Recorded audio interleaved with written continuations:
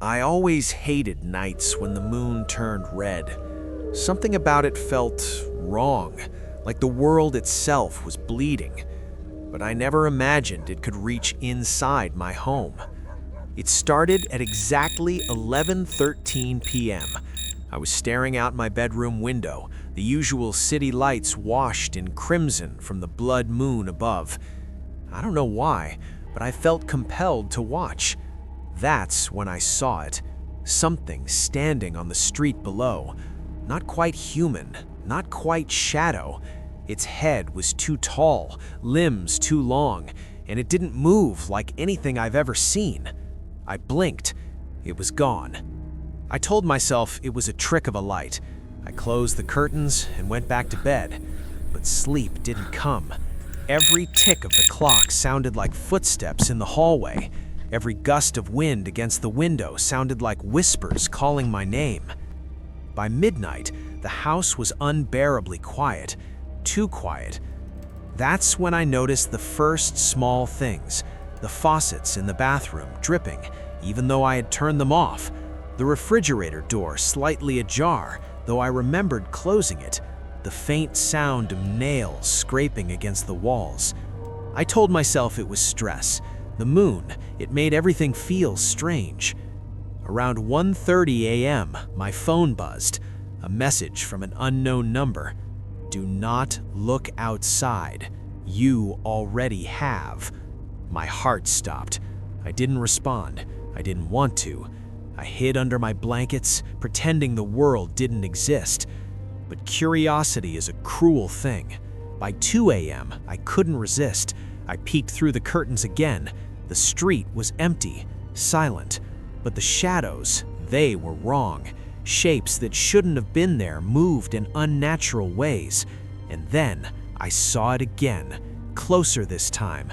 Its face, or what I think was a face, pressed against the glass of a nearby window. It had no features, just a dark, smooth surface that seemed to absorb the light.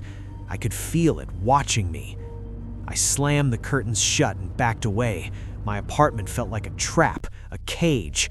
Every door I checked was locked, every window latched. But the feeling of being observed grew.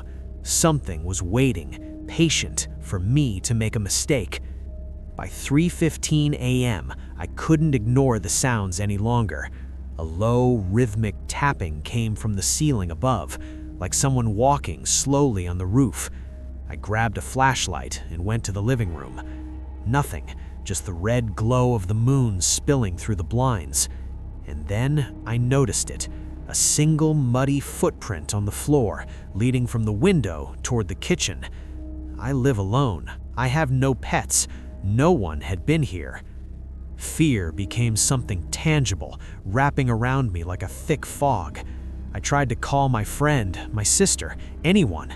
No signal. The phone wouldn't work, and the lights, they started flickering. Shadows stretched across the walls, not in the way shadows should, but like fingers reaching out, swaying with a life of their own. Then I remembered the stories my grandmother used to tell. Blood moons, she said, were not just omens, they were doors. A moment when the world thinned and things from beyond could see you. She warned never to look, never to open the door, never to speak. She said, they take what they see. I should have listened. At 4:02 a.m., I heard it. Not outside, not in the shadows, inside the apartment. A whisper, soft but clear. You saw me. My blood ran cold. The voice was everywhere and nowhere. It came from the walls, the floor, the ceiling. It knew me, knew my name, my thoughts. I ran to the bathroom, locked myself in, trembling. The light from my phone barely pierced the darkness. And then it appeared in the mirror, not through reflection, but inside the glass itself. Its head tilted unnaturally, and where I should have been, there was only darkness, and still it whispered, "You cannot hide. You cannot leave." I don't remember how long I stayed in that bathroom. Hours, maybe minutes. Time felt meaningless. When I finally dared to look again, The mirror was empty, the apartment quiet, but the red light from the blood moon burned through the blinds like fire, reminding me it was still watching. By dawn, the street outside was empty. The world looked normal, almost serene, as if nothing had happened. But I knew better. Something had marked me. I could feel it in my chest, a heavy, pulsing weight. And when I looked outside, even for a second, I saw it in the distance, its tall, thin silhouette standing beneath a tree, waiting. I haven't slept properly since that night. I don't open my windows, I don't look outside at night. But sometimes, when the moon rises and turns red, I catch a shadow out of the corner of my eye, always watching, always patient. I don't know why it chooses me or what it wants, but I know this: if you see it during a blood moon, it will know you, and once it knows, it never forgets.